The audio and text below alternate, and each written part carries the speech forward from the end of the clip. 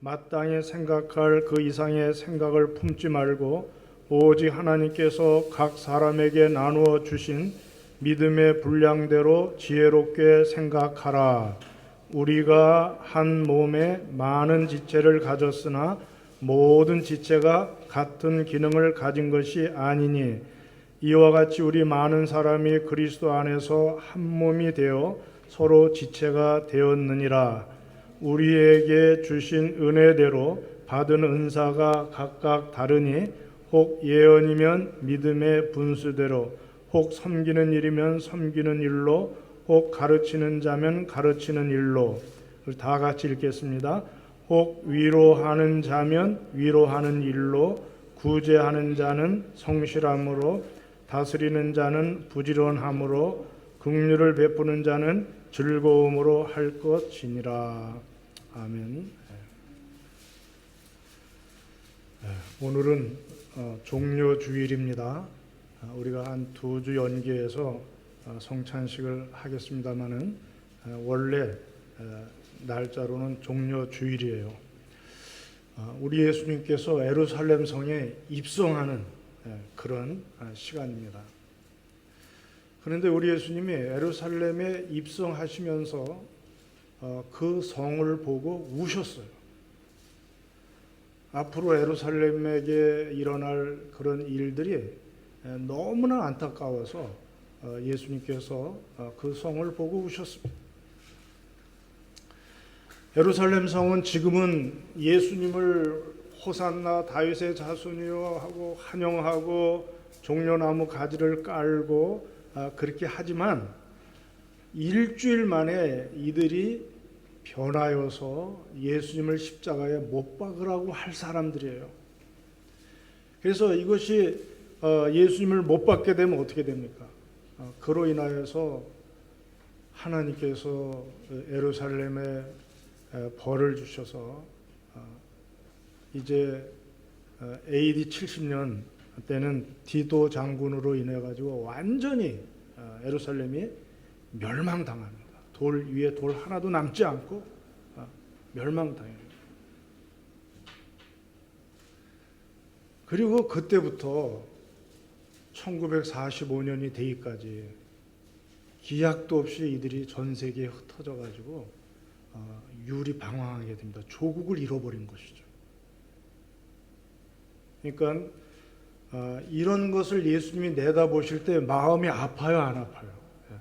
예수님도 사실 유대인의 뿌리에서 나셨거든요. 그러니까 그 성을 보고 우신 거예요. 여러분, 오늘날 우리들도 코로나19 상황으로 인한 여러 가지 이런 경제적으로 피폐해지고 또 서로 간에 거리를 물리적인 거리를 두면서 서로 간에 또 관계도 소원해지고 하는 이런 모든 것들,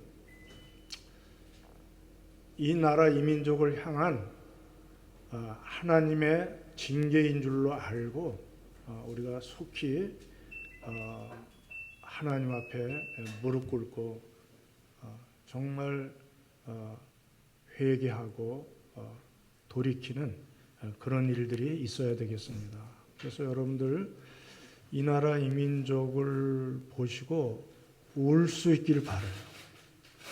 여러분들이 하나님께서 이렇게 허락하실 수밖에 없고 전 세계적으로도 마찬가지입니다. 언제나 잘 될 때, 번성할 때, 좀 경제적으로 넉넉해질 때 하나님을 떠나고요, 하나님을 배반하는 그런 일들이 일어납니다. 그래서 지금 하나님께서 경제 이 부분, 인간이 자랑하고 거기에 집착하고 모든 것을 화두도 경제고 정치 역량도 경제를 어떻게 잘 하느냐에 달려있고 모든 게 먹고 사는 이 물질에 관련돼 있어서 이 만모니즘이라는 이 엄청난 이 우상, 이것에 대해서 우리 하나님께서 강력하게 지금 징계하시는 것을 우리가 보게 됩니다. 그래서 우리 민족도 예외는 아닙니다. 어떻게 마지막 분단 국가로 계속 남아 있느냐 이거예요. 지금 우상 세습 정권이 아직도 저렇게 시퍼렇게 살아가지고 지하 성도들을 그냥 핍박하고 가정들마다 사진을 갖다가 산부자 사진을 다 걸어놓고서 거기다가 절하고 예배들 뭐 형식적인 교회가 한두 개 있습니다만 다 거기다 먼저 절하고 예배하고 우리 민족이 철저히 회개해야 될 때인 줄로 믿습니다. 그리고 제일 처음 내일 이제 새벽기도에서부터 우리가 예수님의 첫날 고난주간의 첫날 뭐 이런 거를 밟아가겠습니다만은 제일 처음 성전으로 찾아가셔서 성전을 뒤집어 엎었어요. 정치가들을 찾아간 것도 아니고 헤롯을 찾아간 것도 아니고 성전을 먼저 찾아가서 뒤집어 엎었어요. 왜 강도의 구렬로 만드느냐? 내 집은 만민이 기도하는 집인데 어떻게 이렇게 제사장들이 상인들과 결탁해가지고서 그 이익금을 나눠 먹으면서 지금 재물을 갖다가 그렇게 이용해가지고 네 배만 채우느냐? 강도 같은 놈들아, 강도의 구렬을 만드는도다 하면서 성전부터 뒤집어 엎었어요. 제 친구 중에 어제 이제 뭐 여러 가지 얘기하는 가운데 그 친구는 저보다 상기도 선배예요. 저는 지금 흉내 내는 정도지만 그 친구는 아예 그냥 겨울이고 뭐 그냥 산에서 거기는 이제 청계산인데 근데 거기서 기도의 고수를 만난 거예요. 작년 연말쯤.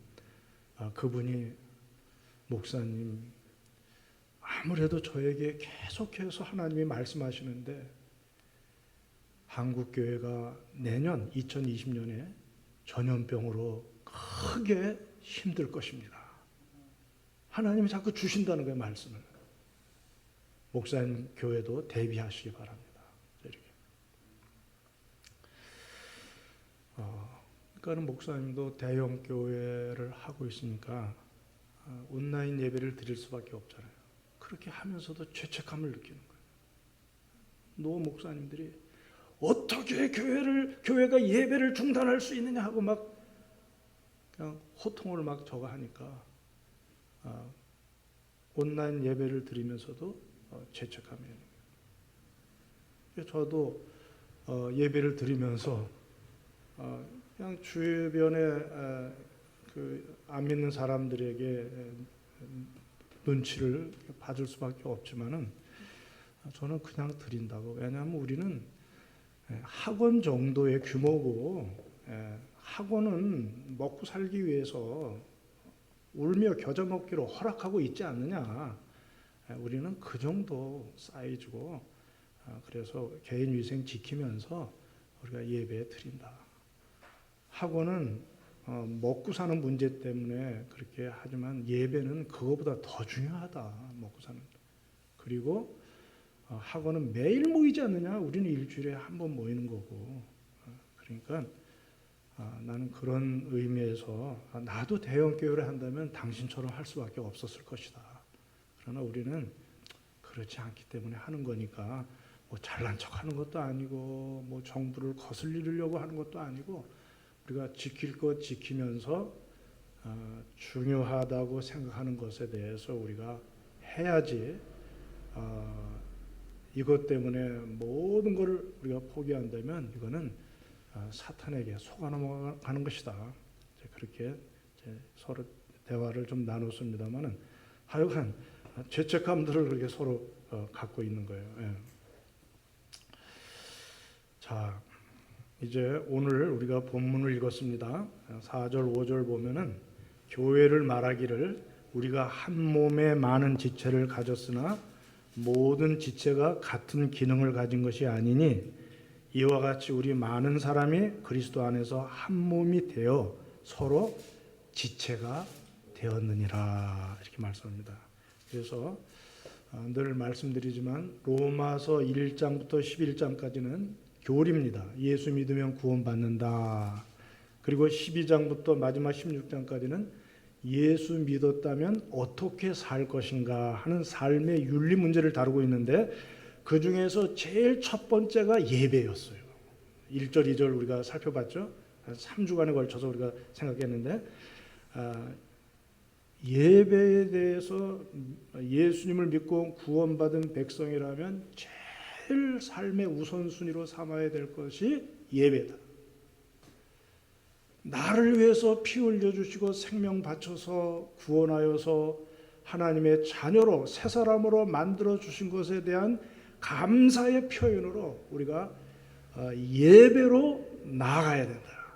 우리가 예배로 감사를 표현하고 나를 사랑해 주신 그 사랑에 대해서 예배로 사랑을 표현하고 우리가 그렇게 해야 된다. 그 다음 뭐냐? 그 다음은 교회 안에서 성도 간의 사랑입니다. 1, 2절이 예배로 수직적인 하나님과의 관계라면 이제 3절부터는 수평적인 관계로 나아가는데, 3절부터 13절까지는 교회 내의 성도들 간의 관계입니다. 그리고 14절부터 마지막 21절까지는 교회 밖에 안 믿는 사람들을 포함하여 이웃과의 관계에 대해서 예수 믿은 사람은 어떤 태도를 취해야 되는가에 대해서 말씀하고 있는 것입니다. 오늘 우리는 먼저 교회 내에 성도들 간에 우리가 어떤 태도로 어떤 자세로 살아가야 할 것인가에 대해서 말씀하고 있는 것입니다. 그것이 예수님은 교회를, 그래서 바울 사도는 교회를 예수님의 몸이라 그랬어요. 자, 여러분 몸을 좀 오늘은 생각하셔야 돼요. 몸이라 그랬어요. 그리고 우리 성도들은 뭐라 그랬죠? 거기에 붙어 있는 지체들이라 그랬어요. 그래서 여러분들은 어느 장기인지는 모르지만, 어느 지체인지는 모르지만, 여러분들은 예수님의 몸에 붙어 있는 그러한 지체들이에요. 지체들을. 그래서 다 필요해요. 다 필요해서 하나님이 여러분들을 그렇게 불러주셨는데, 자, 예수님은요, 이 땅에 3년 동안 계셨다가 구원 사역에 대한 모든 근거, 그 모든 것들을 마련해 놓으시고 이제 부활 승천하셔서 하나님 보호자 우편으로 복귀하셨어요. 그런데 가시면서 이 땅에 당신의 분신을 남겨놓고 갔어요. 그게 뭐냐면 당신의 몸인 교회예요. 교회. 그래서 예수님은 교회를 자기와 동일시합니다. 바울이 막 교회를 핍박할 때 바울에게 나타나셔서 예수님이 말씀하셨어요. 너는 왜 나를 핍박하느냐? 아니, 제가 교회를 핍박했지 당신을 핍박했어? 뭐 그런 말은 없지만은, 그것은 예수님은 교회를 자기와 동일시하고 있어요. 그래서 교회는 예수님의 몸이고요, 우리 성도들은 거기에 붙어 있는 지체들이에요. 지체들. 이 몸을 어떻게 구성하셨죠? 이방인의 택한 자들과 유대인의 남은 자들을 합해서 새로운 공동체를 만들어 가지고 말세에 예수님의 역할을 대신할, 예수님의 몸이니까요, 예수님이 3년 동안 하던 그 일,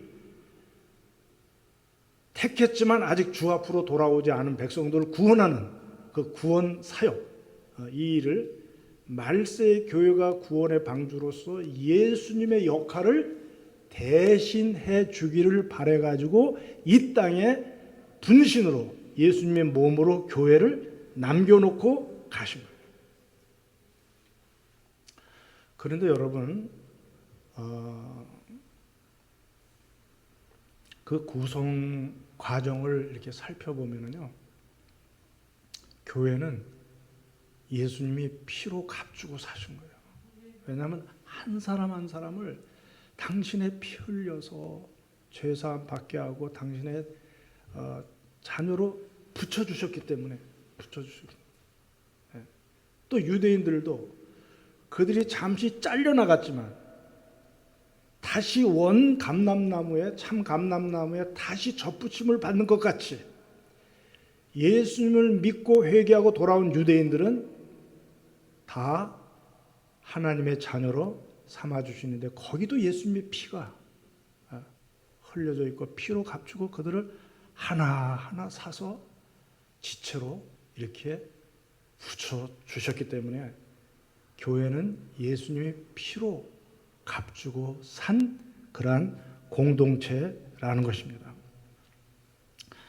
그래서 예수님은 교회의 머리로서요, 당신이 교회의 모든 것을 책임지는, 머리라는 것은 대표성을 강조하는 건데요, 그 교회를 당신의 몸이므로 당신이 책임지는 머리의 역할.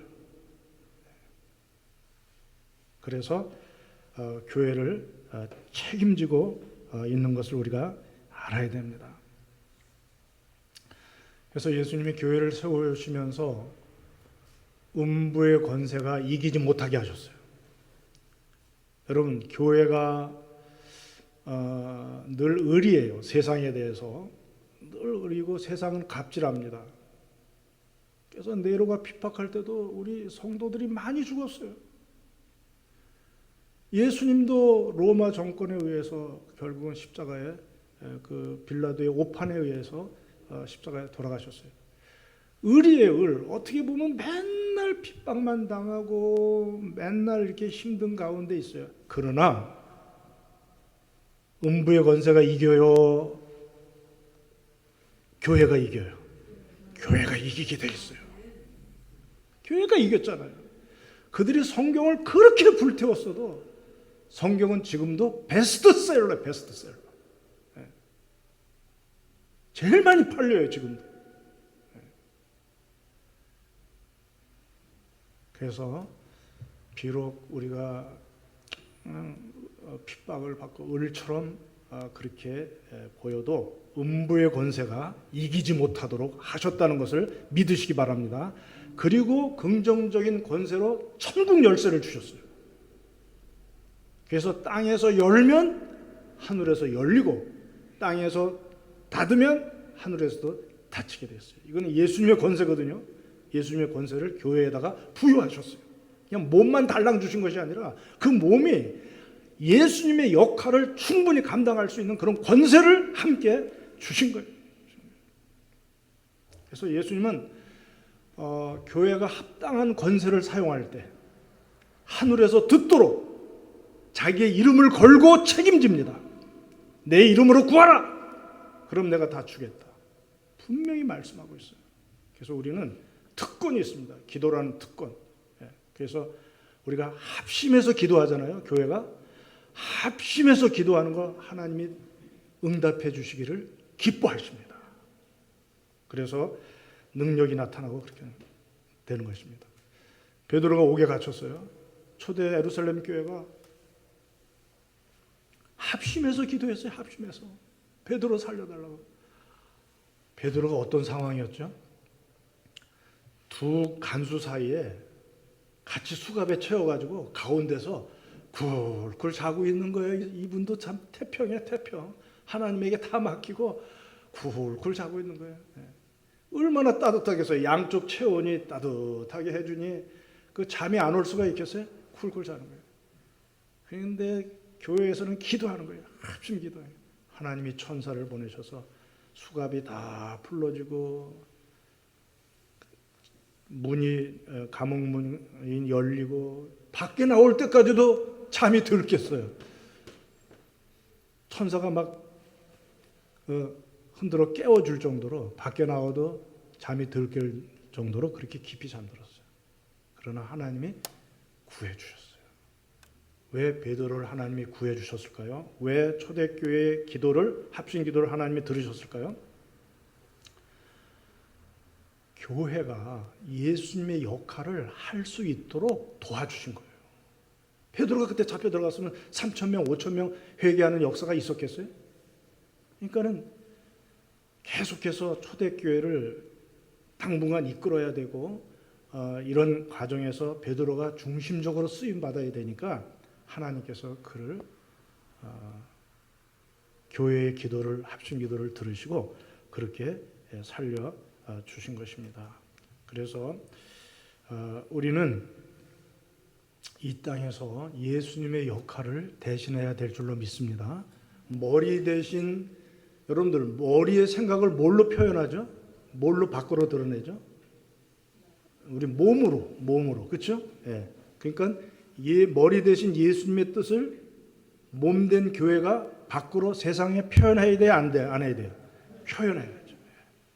어떤 모양으로든지 영향력을 끼치고 예수님의 생각을 그들에게 보여줘야 되고 복음을 전해야 되고 우리가 하여간 예수님의 머리 대신 예수님의 뜻을 몸된 우리가 몸을 통해서 이 땅에 표현해야 돼. 그래서 교회는 너무 중요해요. 하나님 나라의 지점이에요. 지점. 이 땅에 하나님 나라에 속한 것은 교회예요. 교회. 하나님 나라의 대사관이에요. 대사관. 교회에서 천국 비자를 발급해 줍니다. 여러분 정부 어느 기관에 가서 천국 갈 수 있는 비자 좀 발급해 주세요. 못 줘. 거기는 하나님 나라와 관계가 없어요. 그러나 교회는 예수 믿으면 됩니다. 예수님 믿으세요. 천국 가는 비자를 발급해 주는 우리는 다 대사들이에요. 엠베세더들. 하나님의 대사들이에요. 여러분들. 이 얼마나 교회가 중요한지 몰라요. 칼빈은 교회를 어머니라고 말했어요. 우리가 혼자 잘나서 내 신앙이 이만큼 성장한 줄로 착각하면 안 돼요. 우리가 부족한 교회를 통해서 그 70년대에 얼마나 교회가 부족했습니까? 막 천막치고 막 시작하고 막 그냥 저도 생각이 나요. 펭귄 뒤집어 쓰고 막 북치고 다니면 여름 성경학교 한다 모여라 하고 다니면 아이들이 줄줄줄줄 따라오면 그냥 교회로 쑥 들어가면 그냥 벌써 저 찬양 지휘자가 준비했다가 막 주제곡을 부르면서 그냥 성경학교가 시작되는 거야. 허술했죠. 모든 게 허술하고 뭐 이렇게 했지만은 그런 모든 과정을 통해서 우리가 이만큼 신앙이 성숙한 거예요. 이제는 우리가 어머니 되신 교회에 효도해야 될 때인 줄로 믿습니다. 우리가 그만큼 자랐잖아요. 어머니 젖을 먹어가면서 우리가 돌봄을 받으면서 이렇게 이만큼 성장했잖아요. 이제는 우리가 동생들도 돌보고 이제는 어머니께 효도할 때가 됐어요. 근데 지금에 와서 나 혼자 잘 됐다. 아유 빠이빠이. 엄마 빠이빠이 하고서 만약에 그런 데면은 이게 어떻게 되겠어요? 그래서 교회는 너무너무 소중합니다. 목살에서 그러는 게 아니에요. 갈수록 저는 더 교회에 대한 비밀이 깨달아지고 깊어지고 정말 어제도 너무너무 기도하면서 교회가 너무 중요한데 이 목사가 교회를 이끌어가는 이 태도가 틀렸어. 목숨 바쳐서 간절한 마음으로 이것을 이끌어가야 되는데 어떻게 어떤 생활 편의를 위해서 무슨 생존을 위해서 자기 낯세우려고 막 이런 게 있다면 때려 죽여야 돼요. 예수님이 바리새인들을 향해서 독사의 새끼들아 막 이렇게 말씀하시는 게 이해가 돼요. 먼저 믿은 자들이 어머니에게 효도를 안 하고 오히려 예수님을 거부하고 안 받아들이고 자기 의를 내세우면서 내 의로도 나는 하나님의 나라가 할 수 있다고 착각하고 있는 그들을 향해서 이 공동체를 파괴하는 이 나쁜 놈들아, 새로운 공동체가 생기는데 어찌하여 거기에 참여하지 않고 거부하면서 이렇게 힘들게 하느냐. 특히 가룟 유다 같은 놈이라 그래요. 제자로서 3년 동안 따라다니면 끝까지 해야지. 왜 공동체를 파괴하고 그렇게 못되게 그렇게 합니까? 여러분 교회를 무시하지 마세요. 교회를 사랑하시기 바랍니다. 하나님이 주신 이 아름다운 기관을 여러분들이 요람에서 무덤까지 교회와 더불어 살아가세요. 돌잔치도 교회에서, 결혼식도 교회에서, 하여튼 뭐 은혼식도 교회에서, 장례식도 교회에서, 일생을 교회와 더불어 여러분들이 살아가는 사람이 제일 행복한 사람인 줄로 믿습니다. 그래요. 이제 예수님은 교회의 머리로서 당신의 몸인 교회가 당신의 역할을 잘할 수 있도록 성령님을 통해서 각 성도들에게 은사를 주셨어요. 할렐루야. 거저 주셨어요. 거저. 네. 그러니까 여러분들 우리가 태어날 때 재능을 받아야 안 받아요? 네. 군뱅이도 구르는 재주가 있다고. 태어날 때 누구나 재능을 한 가지 이상씩 받아요. 탤런트라 그래요, 그걸. 네. 근데 영적으로 거듭날 때도요, 한 가지 이상씩 은사를 받습니다. 믿습니까? 네. 그래서 여러분들 한 가지 이상씩 다 가지고 있어요. 네. 다 가지고 있어요. 네. 그래서 너무 정말 소중하고 감사한 일이죠. 3절을 한번 볼게요. 3절 여러분들 보면은 내게 주신 은혜로 말미암아 너희 각 사람에게 말하니, 아주 각자에게 준 거니까요. 마땅히 생각할 그 이상의 생각을 품지 말고 오직 하나님께서 각 사람에게 나누어 주신 믿음의 분량대로 지혜롭게 생각하라. 이 말씀은 무슨 뜻이냐면요, 각 지체들이 자기의 역할만 최선을 다해서 감당하라는 거예요. 남의 역할까지 뭐 참견하고 뭐 그러지 말고 자기의 역할만 최선을 다해서 감당하라. 여기 생각이라는 단어가 3번이나 나오는데요. 생각할 그 이상의 생각을 품지 말고 오직 하나님께서 각 사람에게 나누어 주신 믿음의 분량대로 지혜롭게 생각하라. 그래서 각자의 믿음의 분량이 다 달라요. 이게 많고 적음이 아니라 지체의 기능에 따라서 이게 달리 주어졌다는 것을 여러분들이 아시고요. 자기 역할만 하면 눈이 자꾸 들으려고 그래. 그러면 이게 문제가 생기는 거예요. 내가 있잖아. 너 왜 자꾸 저걸 해? 손이 자꾸만 발의 역할을 하려고 그래. 그래서 맨날 물구나무 솟아 다녀. 그런 사람이 어디 있습니까? 손은 자기 역할이 있잖아요.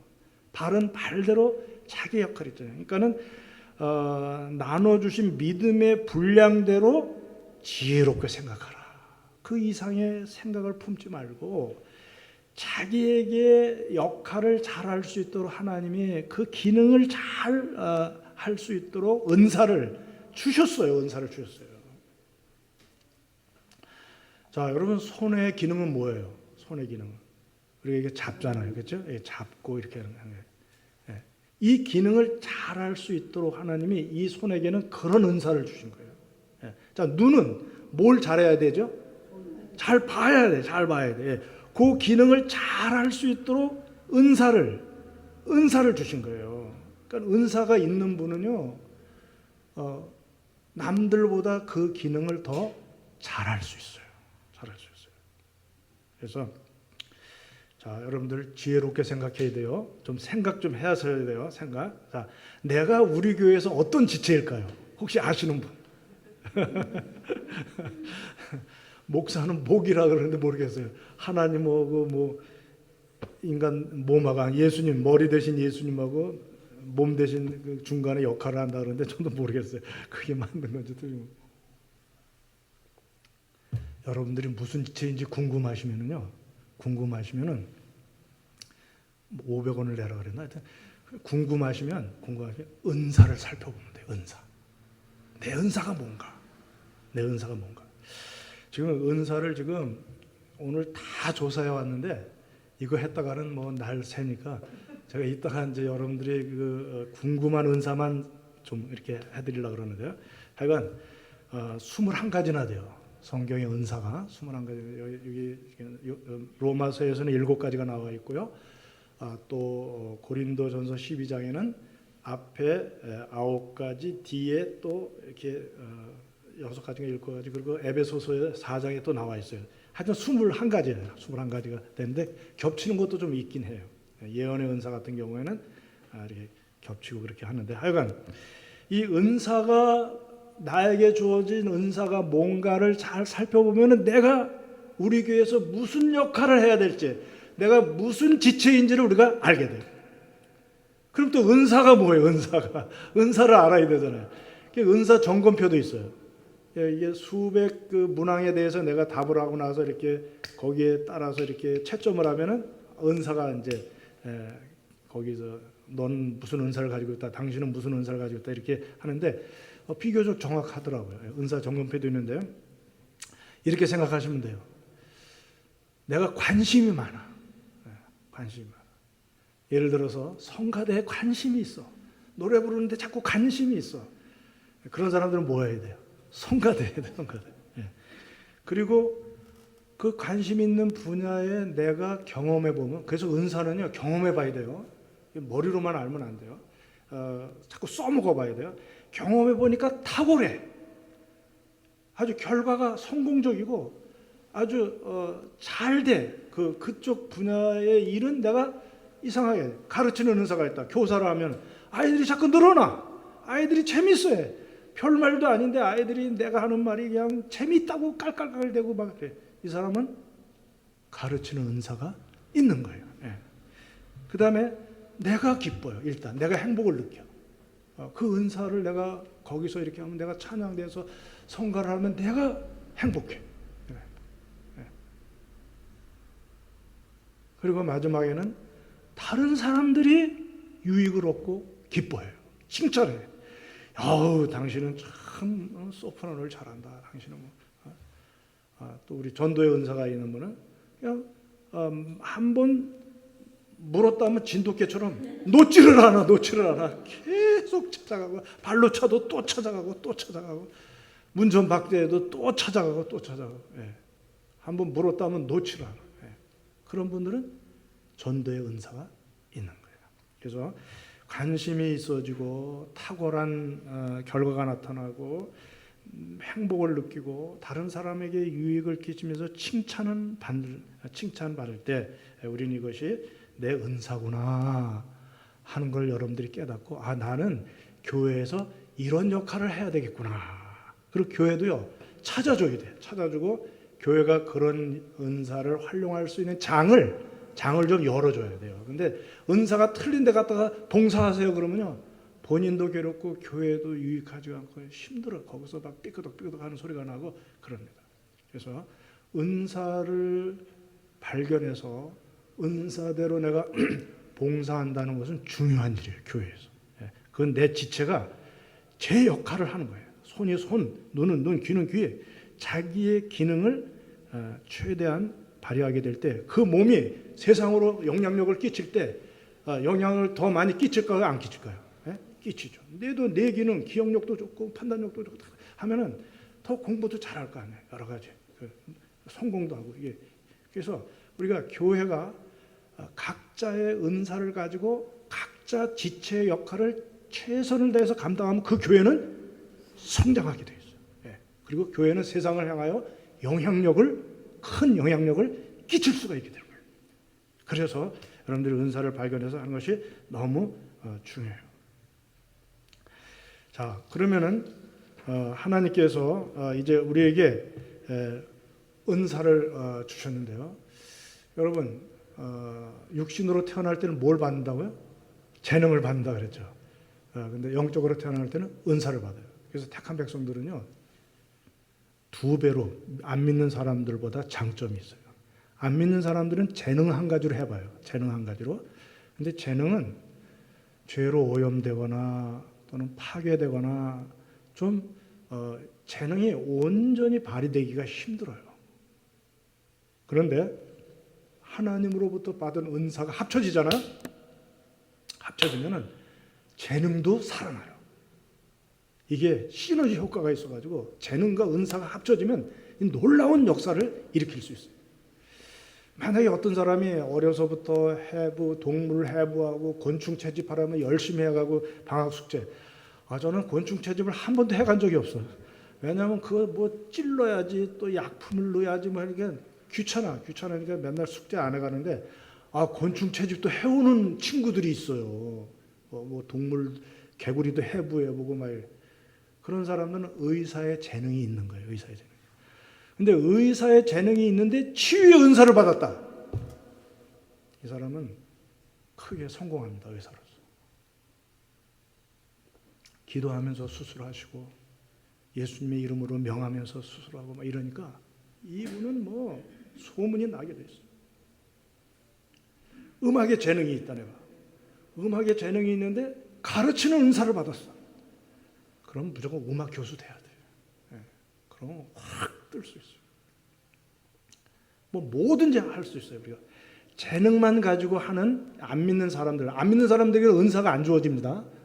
믿는 거듭날 때 은사가 주어지기 때문에. 그래서 안 믿는 사람들은 재능 한 가지 가지고 해보지만 우리는 거기에 하나님이 주신 오염되지 않고 파괴되지 않은 은사가 합쳐지기 때문에 우리의 삶이 놀라운 결과를 가져올 수 있다는 것을 여러분들이 아셔야 돼요. 고린도전서 12장 이거 띄울 수 있어요? 네. 그래요. 좋습니다. 여기 보면은요. 여러분 이걸 잘 보세요. 삼위일체 하나님이 여기도 등장하거든요. 은사는 여러 가지나 뭐는 같고 성령은 같고. 성령이 한 분이 나눠 주시는 거예요. 직분은 여러 가지나 주는 같으며 우리에게 직분을 주십니다. 뭐 권사, 장로님 또는 목사 이렇게 직분을 주세요. 근데 그 주시는 분은 한 분이에요. 주님이에요. 주님이 우리에게 직책을 주십니다. 사도, 선지자, 복음 전하는 자, 목사와 교사로 이렇게 주세요. 그 주시는 이유는 뭐예요? 왜 은사를 주시죠? 교회의 몸을 세우기 위해서. 세우기 위해서. 그래서 여러분 은사는 교회 전체가 세워지는 데 쓰임 받아야 돼요. 이게 혹시 그 은사를 가지고 내 만족만 얻겠다. 교회에서 내 은사를 드러내기 위해서 교회를 이용한다. 만약에 그러거나 이러면 안 돼요. 그거는 거기에 또 부작용이 생겨요. 그래서 무조건 우리는 은사는 나의 교회가 유익하게 될 때 그때 거기로부터 오는 친구가 잘 되는 곁에서 기뻐하듯이 교회가 내 은사를 통해서 유익을 얻을 때 이웃 다른 성도들이 다른 장기들이 아주 칭찬하고 좋아할 때 그때 곁다리로 얻어지는 그 기쁨, 그 만족 그걸로 우리가 좋게 해야지 절대 우리가 은사 이것을 내만을 위해서 쓰면 안 돼요. 그래서 직분은 여러 가지나 주는 같으며 그 다음에 이제 마지막이에요. 사역은 여러 가지나 하나님은 같다. 하나님 같다. 그래서 결론적으로요. 왜 은사를 주셨느냐? 사역을 잘하게 하기 위해서. 직분을 잘 감당함으로 사역을 잘 하기 위해서.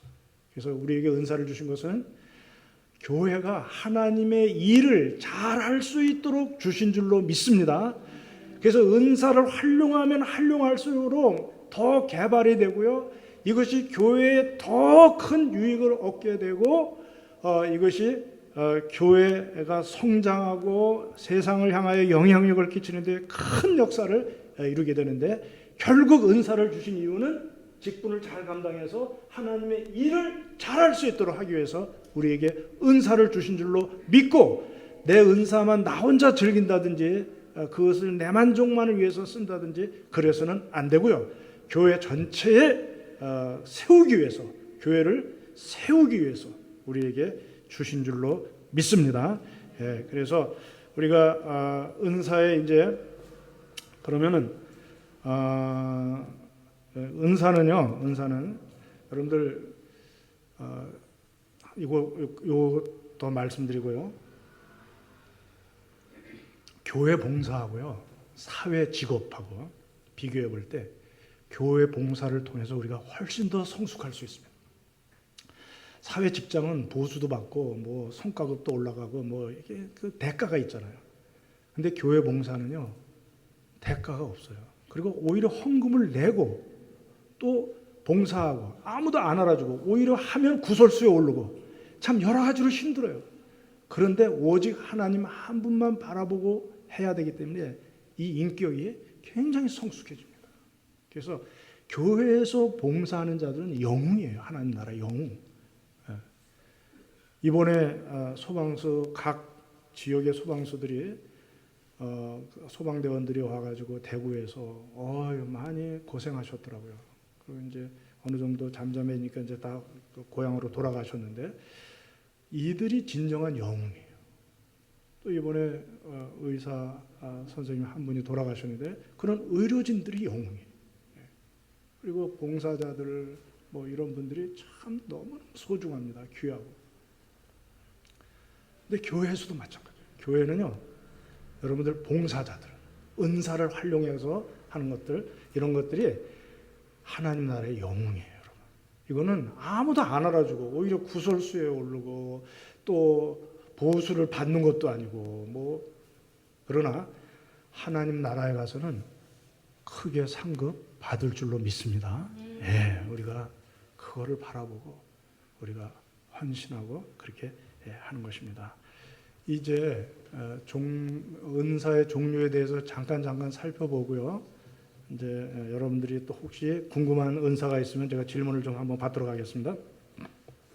예언의 은사, 우리가 지난번에 살펴봤죠. 예언의 은사는 받은 것만 전해야 돼요.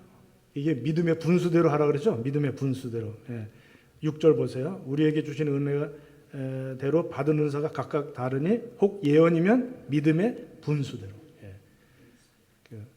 받은 것만 얘기해야 돼. 받지도 않았는데 막 얘기하면 안 돼요. 코로나19 전염병이 코로나19는 몰라도 전염병이 올 것이다. 그까지 받았으면 그까지만 얘기해야 돼. 거기다 대고 막 또 붙이면 안 돼요. 근데 받았으면 어떻게 해야 돼요?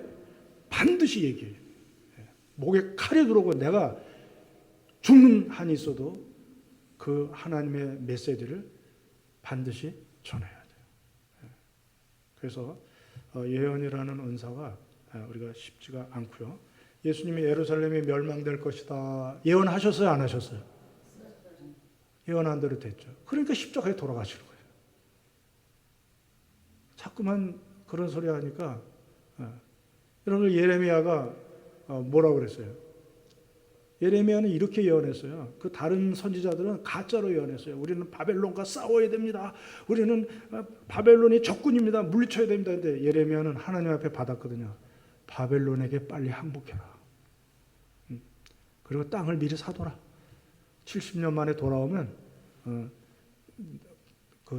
네 땅이 네 거 될 거니까 미리 사둬라. 그러니까 다 싫어해. 그냥 이 매국노 같은 선지자라고 다 싫어해가지고 얼마나 핍박을 당하고 그러는지 몰라요. 근데 그런 걸 당해도 하나님이 주셨으니까 말해야 돼요? 안 해야 돼요? 해야 돼요. 이게 예언의 은사를 받은 분들의 그런 것입니다. 믿음의 분수대로 우리가 그래야 돼요. 섬기는 은사는 예언은 지난번에 좀 말씀드렸기 때문에 섬기는 은사는 뭐냐? 사도들이 기도와 말씀에 전무하려고 합니다. 그러니 이제 구제하는 이런 모든 것들은 우리 집사님들이 좀 감당해 주세요 하는 그 집사라는 그 단어가 디큰. 그래서 디아코니아, 이게 섬기는 거예요. 섬김. 이것은 정말 종처럼 머슴처럼 교회에서 섬기는 것입니다. 섬기는 것입니다.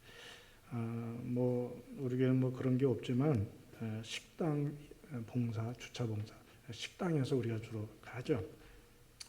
음식 해오고 뭐 이러는 거, 이게 섬기는 은사에 들어가요. 이거는 예수님이 제자들의 발을 씻긴 태도입니다. 그 자세입니다. 그리고 어머니가 아기의 종로로 타는 거.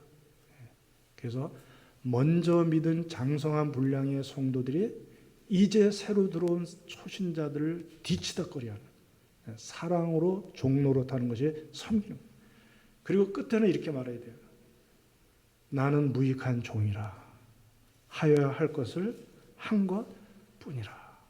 이게 진짜 섬기는 은사를 받은 분이에요. 가르치는 은사, 뭐 다 아시죠, 여러분들? 카터가 미국 대통령 했던 카터가 가르치는 은사를 가진 것을 아시고 대통령 되기 전에도 주일학교 교사를 했어요. 그리고 대통령이 끝났는데 다시 조지아 고향으로 돌아와서 그 교회, 작은 교회 와서 주일학교 교사를 한 거예요. 그러니까 이 소문 때문에 교회가 많이 부흥됐어요. 이분은 대통령 때보다도 대통령 마친 후에 더 이렇게 인기가 올라가고 각 나라에 분쟁이 있을 때마다 이분이 가서 조정하고 이렇게 하셨는데요. 그래서 타임즈에서는 평가하기를 카터는 백악관을 디딤돌로 사용했던 대통령이다. 백악관이 목적이 아니었어요. 세상의 최고 높은 직분이 목적이 아니라 그것을 넘어서서 만왕의 왕 대신 하나님이 주신 직분인 주일학교 교사가 더 그분에게는 소중했다는 거예요. 그래서 그 일을 감당하시다 그래요.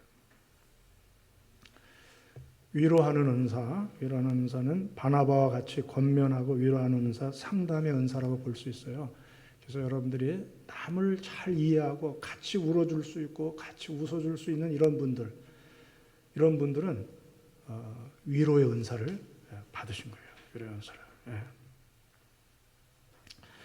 이거는 그냥 우스개 얘기인데요. 프랑스의 에펠탑도 자살하는 사람들이 주로 이용하는 곳이라 그래요. 그래서 근데 이제 또 자살하러 누가 올라가는데 경찰 중에서 상담의 은사가 있는 분이 올라갔어요.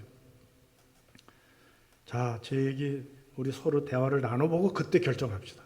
그리고 이제 서로 대화를 이제 나누는데 그냥 둘이 엉엉 울더래요. 그냥 그 위에서 엉엉 울더니 둘 다 같이 떨어져서 죽었어요. 경찰관이 너무 위로의 은사가 컸던 것 같아요. 근데 이거는 그냥 이야기. 구제하는 은사입니다. 구제하는 은사는요 성실해야 돼요. 여기 나와 있죠. 구제하는 자는 성실함으로. 그래서 여러분들이 누구를 돕잖아요. 그럼 꾸준히 성실하게 그렇게 해야 돼요. 그래서 요즘에 무료 급식소가 갑자기 코로나19 때문에 문을 닫으니까 어떤 분들은 굶는데요. 저는 그렇게까지는 생각을 안 했거든요. 그냥 그건 가끔 와서 얻어 먹고 자기의 그 양식이 있는 줄 알았어요. 근데 거기다 전적으로 의존하는 분들도 있더라고요. 그러니까 이게 참 보통 문제가 아니에요. 그래서 다시 연다 그런 말이 있는데요. 성실해야 돼요. 했다 안 했다. 불규칙적으로 한다든지 그럼 그 자격지심이 생기고 그 사람들이 치사한 느낌을 받고 그럽니다. 그래서 받는 사람들이 신뢰가 가도록 안심하도록 그래서 구제는 성실함으로 이 성실함이 꼭 들어간다는 것을 여러분들 잊지 마시고요. 남을 도울 때 잘 생각하셔야 돼요. 그 다음에 긍휼의 은사입니다. 다스리는 은사, 지도력의 은사인데요. 세상의 지도력과 달리 교회 안에서의 지도력은 오히려 섬기는 거예요. 다른 분들을 높이고. 그래서 교회 지도자들은 이제 목사, 장로, 권사 이렇게 직분이 주어졌는데요. 베드로가 말했어요. 우리가 주장하는 자세로 하지 말고 양무리의 본이 되어라.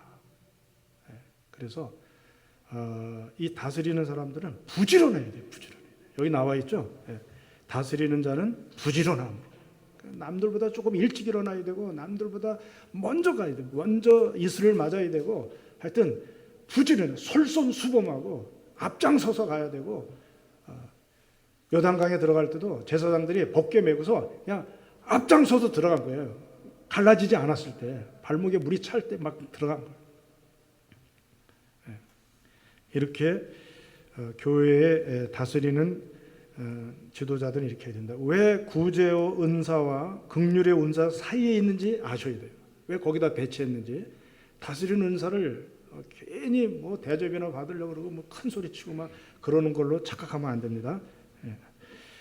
그 다음에 긍휼의 은사. 긍휼의 은사는 불쌍히 여기는 마음이죠. 호스피스 하는 분들을 보면은 우리가 알 수 있어요. 말기 암 환자들을 돕는데 그들을 뭐 냄새도 나죠. 목욕시켜드리고 손발도 깎아드리죠. 대소변 받아내고 옷 갈아입히고 밥 먹여주고 근데 여러분들 긍휼을 베푸는 자는 어떤 자세로 해야 돼요? 즐거움을 해야 돼요. 여기 본문에 나와 있죠. 즐거움으로. 만약에 호스피스 하는 분이 환자를 보고 찡그리고 어이구 냄새나 아이고 더러워 막 그러면 환자가 어떻게 되겠어요? 그 호스피스 하는 분들 제가 신방 가끔 가거든요. 옛날에 사랑이 있을 때 이제 거의 활발하니까 성모병원에 이제들 가서 이제 하시는데 가서 보면요 천사들 같아요. 천사들 얼굴이 환해가지고 그 돕는 분들이 내가 나와서 나중에 물어봅니다. 그거 괜찮으세요? 너무 즐겁대요. 너무 즐겁대요. 그러니까 이분이 돌아가시잖아요. 그럼 가족들이 다 교회 오러 오더라고요. 전도가 돼가지고 자기들도 싫어하는 거를 이 호스피스 회원들이 그걸 다 하는 거예요. 받아내고 다 닦아드리고 다 이러는 거예요. 이거는 긍휼의 은사가 있지 않고는 할 수가 없어요. 자, 이제 로마서의 은사는 다 됐어요. 다 됐어요. 이제 또 고린도전서 12장의 은사가 쭉 나오는데요. 근데 여러분 바울은요 고린도전서 12장의 은사는 중요한 순서별로 썼어요. 은사의 중요도 차이가 있는 거예요. 그래서 방언의 은사, 방언 통역의 은사를 맨 끝에다 놨어요. 그리고 말씀의 은사를 제일 중요한 첫 번째 자리에다 놨어요. 왜냐하면 그 당시에 방언의 은사가 교회 안에서 문제가 됐어요. 1만 마디 방언보다 정신 차린 5마디 예언의 말씀이 낫다 이렇게 할 정도로 방언 받으면 마치 성령 충만 받아가지고 막 목회자들 꼭대기 올라앉아가지고서 아유 저 기도도 하지 않는 저 뭐 이런 식으로 막 판단하고 막 그랬다니까요. 그러니까 바울이 우정 순서를 매겨가지고 저 끝에 낮은 은사로 그렇게 해놓은 거예요. 물론 다 중요해요. 방언 말하기를 금하지 말고 모두가 다 방언을 했으면 좋겠다 이렇게 말했기 때문에 그게 나쁘다는 게 아니에요. 은사예요. 그것도 하나님의 선물이고 좋은 거예요. 그렇지만 중요도에 있어서는 다른 은사에 비해서 뒤로 놨어요. 그것은 그 당시에 교회 안에서 문제를 많이 일으켰기 때문에. 이게 바울이 고린도전서를 보낸 이유가 그거예요. 서로 싸우니까. 서로 누구파다도 싸웠지만은 또 이 은사 가지고도 서로 싸우고 그랬거든요. 그래서 고린도전서 13장이 사랑의 장이잖아요. 사랑의 장. 사랑의 은사가 최고다. 왜냐하면 사랑으로 모든 은사가 조화롭게 잘 되기 때문에. 그리고 15장 부활장 이것으로 마치는 거예요. 땅에 머무르지 마라. 생각이 좀 너희들의 사고방식을 승화시켜라. 부활. 그래서 마지막 사랑과 부활을 이야기하려고 고린도전서를 시작한 거예요. 그래서 사랑의 은사로 인해서 모든 그 은사가 조화롭게 되게 하기 위해서 순서 중요별로 했는데요. 시간이 조금 있으니까 지혜의 말씀의 은사와 지식의 말씀의 은사에 대해서 여러분들이 조금 잘 헷갈려 하더라고요. 그래서 그거를 좀 하고 나머지는 여러분들이 다 아실 것 같은데 혹시 물어보면 답해 드릴게요. 자, 지혜의 말씀의 은사가 최고예요. 지혜의 말씀의 은사. 이건 배워서 되는 게 아니에요. 하나님이 성령님을 통해서 그 시간에 그 문제에 대해서 그 문제를 해결할 수 있는 그런 지혜를 하나님이 주시는 거예요. 솔로몬은 지혜의 은사를 가졌어요. 솔로몬은 자기가 왕으로서 공평하게 나라를 잘 다스려야 된다는 것을 알고 있었어요. 지식적으로. 사실 그 두 번째 은사인 지식의 은사를 잘 활용하는 게 지혜의 은사예요. 지식의 은사를 어떻게 잘 활용하느냐 이게 지혜의 은사예요. 지식은 그냥 많이 아는 건데 많이 아는 거로만 그치는 것이 아니라 삶에 어떻게 적용하느냐, 어떻게 이걸 잘 지혜롭게 잘 써먹느냐, 사용하느냐, 이게 지혜의 은사예요. 그래서 공평하게 판단하려고 그러는데 실제적인 문제가 생겼네요. 지식적으로만 알아서는 안 되겠어요. 실제적인 문제가 생겼어요. 두 여인이 와가지고 한 아기를 놓고 내 아들이다, 내 아들이다 이렇게 하는 거예요. 그때 하나님이 솔로몬에게 지혜 주셨어요, 안 주셨어요? 지혜 주셨죠. 해결했잖아요. 그래서 솔로몬에게 하나님께서 지혜 은사를 준 거예요. 그러니까 내가 알고 있는 하나님의 말씀을 지혜롭게 잘 활용함으로 인생의 문제를 해결하며 하나님의 영광을 드러내는 것. 이게 지혜의 은사예요. 다시 한번 말씀드립니다. 내가 알고 있는 하나님의 말씀을 지혜롭게 잘 활용함으로 인생의 문제를 해결하며 하나님의 영광을 드러내는 것. 그래서 모든 것을 다 아는 박사가 아니에요. 하나님께서, 성령님께서 필요할 때 그 문제에 한해서 그 기간에 특별히 하나님께서 역사하시는 거예요. 그래서 시골의 할머니들이라도요, 지혜를 하나님이 주시면은 말씀을 잘 이해합니다. 아주 정통으로 정확하게 이해하시고 그렇게 하는데요. 지혜의 은사예요. 지식의 은사는 뭡니까? 지식은 사물의 참 모습이나 사건의 이치, 인생 문제의 원리들, 요거를 아는 거예요. 아는 거예요. 그래서 말씀, 어느 말씀을 통해서 말씀의 지식을 통해서 어떤 사물의 진상, 참모습, 또 어떤 사건의 이치, 이런 걸 문제의 본질이 깨달아지는 거예요. 말씀의 지식을 통해서. 그래서 하나님께서는요, 어떤 문제가 생기잖아요, 사건이 생기잖아요. 그러면 당신의 백성이 꼭 알아야 될 것 같으면, 예를 들어서 정 목사가 알아야 될 것 같거나, 아니면 우리 정환자 권사님이 알아야 될 것 같으면 하나님이 지식의 은사를 주셔요. 그 내가 알고 있는 말씀을 통해서 그거를 깨닫게 해주세요. 깨닫게 해주세요. 그래서 그 깨달은 말씀이 나의 문제 해결의 원리로 작용하게 돼요. 지식. 그래서 여러분 어떤 예를 들어 하나 들게요. 여호수아가 여리고 성에서는 승리했는데 그 큰 성에서 아이 성에서 실패한 거예요. 그 왜 그런가 하고 기도를 해봤더니 알려주셨어요. 아간이라는 자가 몰래 그 물건을 빼돌려 가지고 그게 죄를 범함으로 너희가 패배했느니라 하는 것이 깨달아진 거예요. 그래서 아간을 색출해 가지고 아골골짜기에 하니까 그 다음부터 이제 그 공동체가 앞으로 제대로 나아갈 수 있도록 그렇게 한 거예요. 여러분 아나니아 삽비라가 헌금을 속이고 헌금한 것도 귀한데 그냥 가만히 있었으면 좋았을 텐데 다가 아닌데 전부 다고 이렇게 자꾸 하는데 베드로에게 성령의 역사가 있었어요, 없었어요? 예, 성령의 은사로 벌써 속을 개뚫어서 다 파악하고 있는 거예요. 그러니까 너는 나를 속인 게 아니라